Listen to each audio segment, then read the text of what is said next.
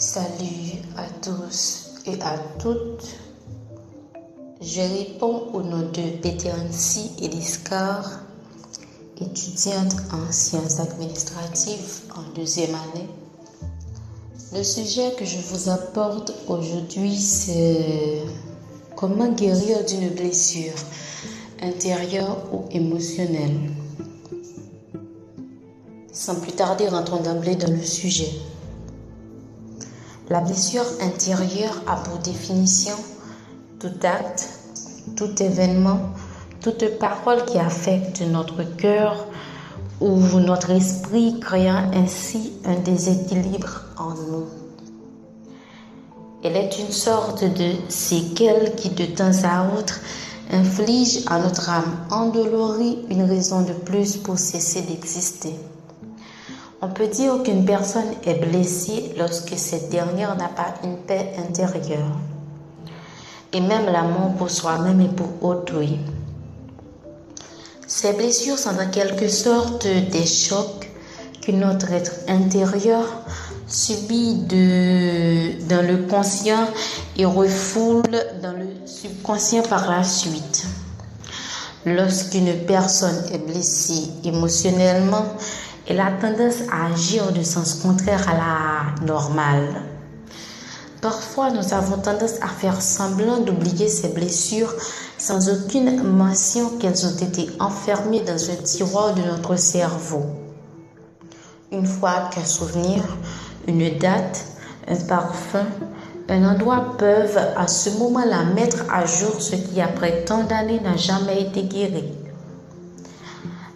L'âme est malade quand l'affectivité, la volonté ou l'intelligence sont blessées.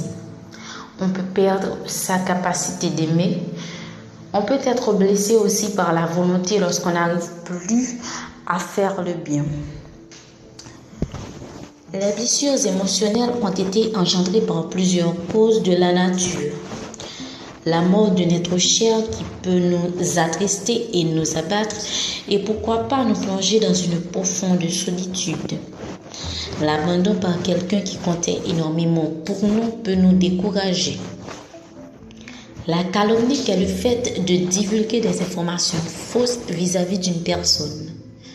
Jugement ou condamnation de soi-même qu'est le rejet de notre corps ou le refus d'accepter son physique. Les blessures émotionnelles ont un impact très négatif sur notre esprit et aussi sur notre corps. Elles peuvent provoquer une sorte de vieillissement précoce. Les blessures intérieures modifient l'apparence physique en donnant l'air de quelqu'un plus âgé de son âge. À 25 ans, on peut avoir un physique qui apparente la quarantaine. L'hypertension, la fatigue continuelle, l'insomnie, la palpitation cardiaque, les troubles respiratoires. Et sur notre esprit, elles produisent la dépression nerveuse, la colère, la tristesse, la jalousie, l'insensibilité et même le péché. Tout au long de notre vie quotidienne, nous avons été blessés et ces blessures nous ont causé beaucoup de peine. Nous avons été déçus soit de la vie, de nos relations ou par les situations vécues. Tout cela constitue un choc émotionnel et spirituel. Peu importe la blessure, elle doit être guérie. Voici quelques solutions spirituelle que je vais partager avec vous. L'identification des causes de ces blessures. Vérifiez d'où provient cette dernière, de votre entourage ou de vous-même. Reconnaître que seul Jésus-Christ peut vous aider et peut vous redonner la paix du cœur. Il a dit dans sa parole, « Venez à moi, vous tous qui êtes fatigués et chargés, et je vous donnerai du repos. » Présentez ces blessures avec sincérité à Jésus. Oubliez les choses anciennes. Il a aussi dit dans sa parole que tous ceux qui sont en Christ sont une nouvelle créature. Les choses anciennes sont passées et voici toutes choses sont devenues nouvelles. Il n'y a pas de problème sans solution. Ainsi, les blessures intérieures possèdent des solutions adéquates permettant de parvenir à la guérison. Le pardon. Ah oui, le pardon.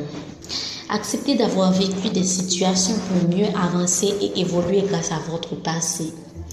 C'est aussi quitter votre rôle de victime pour être acteur de votre vie.